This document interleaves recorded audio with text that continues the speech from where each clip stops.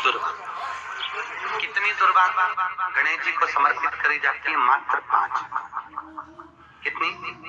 आज के जमाने में लोग गट्ठा बनाकर चढ़ा दें, वो अपनी जगह पर 5 दुर्वा पंचम इंद्रियों को वश में करने के लिए और भगवान के 5 जो स्वरूप हैं उनको अपने भीतर उतारने के लिए पंच दुर्वा। और दुर्वा में भी 3 गांठ। जब दुर्वा समर्पित करी जाती है तो उसमें नीचे दुर्वा की डंडी पर गांठ 3 छोटी छोटी गांठें होना चाहिए। कितनी गांठ? जो भगवान को समर्पित करी जाए। ब्रह्मा जी भटक गए थे, थोड़ी बुद्धि फिर सी गई थी। क्यों? क्योंकि उनके भीतर भी कहीं अहम आ गया था, इसलिए पहचाने नहीं शंकर। सिर कट गया तब चरण में पड़ गए, ठोकर लगती है तब समझा जाता।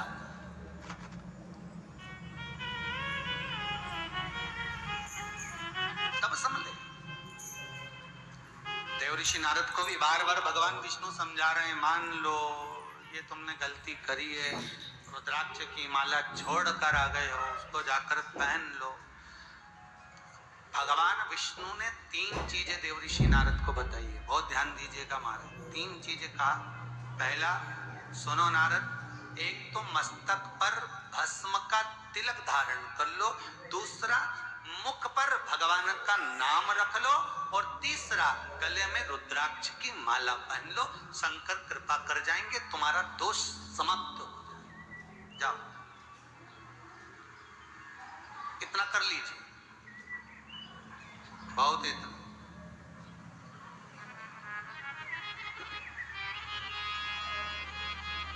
बस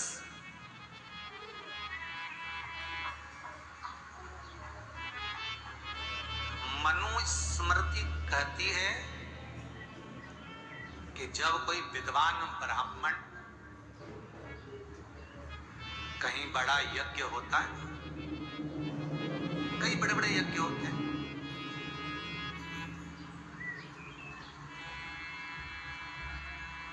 मनुस्मृति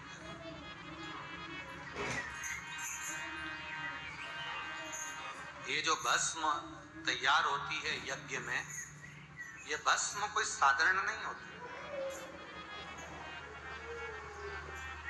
ये भस्म कोई साधारण नहीं है। मनुस्मृति कहती है जब बड़े बड़े यज्ञ होते हैं और उस यज्ञ में जो आहुतियां डलती है, ओम ब्रह्मवे स्वाहा, ओम विष्णवे स्वाहा, ओम प्रजापते स्वाहा, ये जो ये आहुतियां डल रही है, जो आहुतियां डाली जा रही है, साकल्य डाली जा रही है, गाय का घी डाला जा रहा है,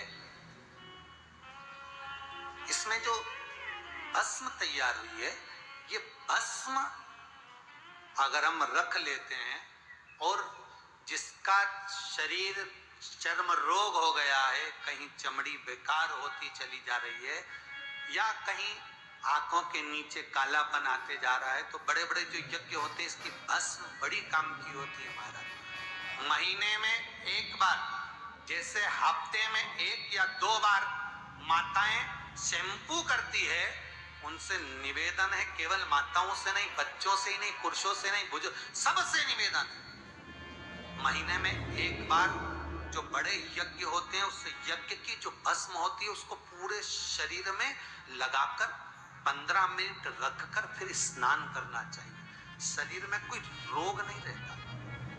मनुस्मृति कहती है।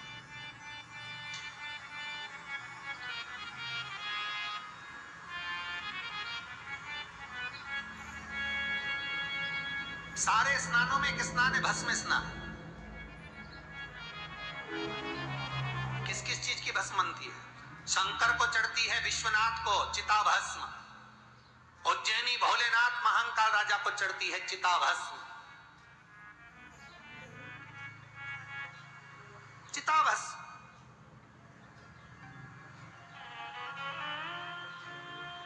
बस उज्जैनी महाकाल और विश्वनाथ, इन दोनों पर जो चिता भस्म चढ़ती है उसमें एक अंतर है।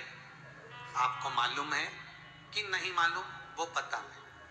दोनों की चिता भस्म में एक अंतर है। उज्जैनी महाकाल को जो चिता भस्म चढ़ती है वो थोड़ी ठंडी होने के बाद महाकाल राजा पर आ जाती है, पर विश्वनाथ पर जो चिता भस्म चढ़ती है वो गरम की गरम आती है।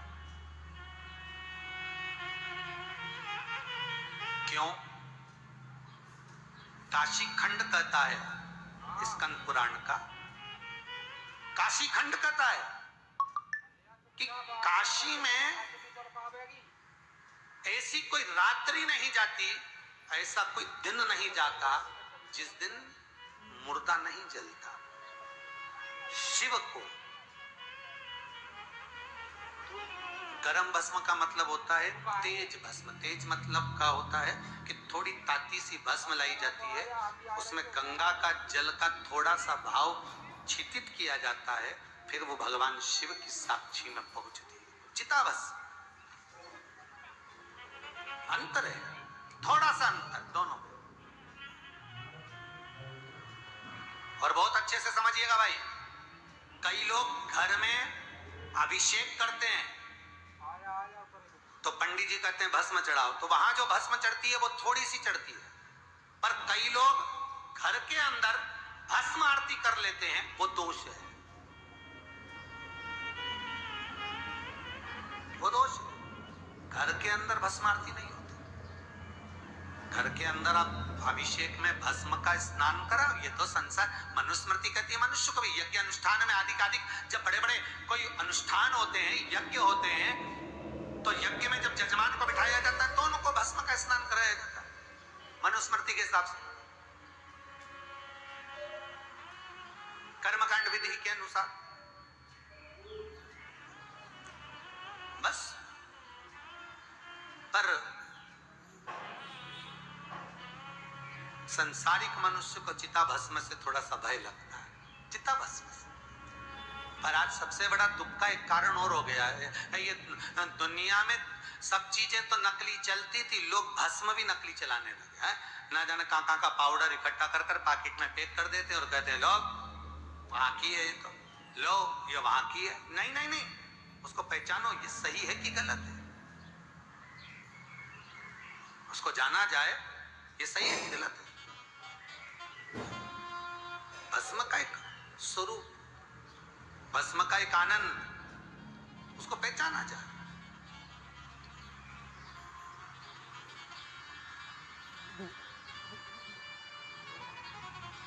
महाराज जो बड़े यज्ञ होते हो उस यज्ञ की भस्म लिया और उस भस्म को संभाल कर रखो, वो बड़ी काम की है।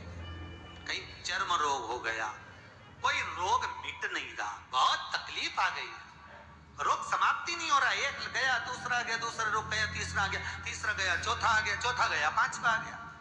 उसको भस्म लगाकर स्नान कराओ, 15 मिनट बिठाकर शंकर का अनुमोदन कराकर, शंकर का नाम पंचाक्षर स्मरण कराकर, श्री शिवाय नमस्तुभ्यं बोलकर, ओम नमः शिवाय बोलकर, महामृत्युंजय मंत्र का स्मरण कराकर, ओम शंभवे कहा कर, जो मन पड़ जाए उस विधि से उसका स्नान।